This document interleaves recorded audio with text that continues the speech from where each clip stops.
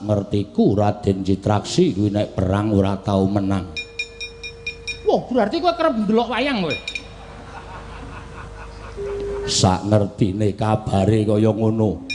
Iya apa ora? Nenek-nenek musuh Pandhawa apa anak-anak Pandhawa pancen aku ora tau menang. Apa kira-kira mungsuh aku iso menang? Sing dadi nyatane. Oh ya kandhani. Ya. Kowe nek mungsuh aku iso menang kuwi.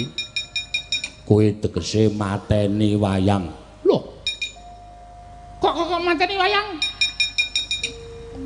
Pergelaran wayang kulit ora ana sing seneng.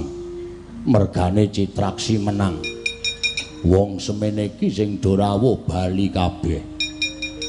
Ana sing ngarani dalange goblok mergo Citraksi kok menang karo buta. Mosok? Iya.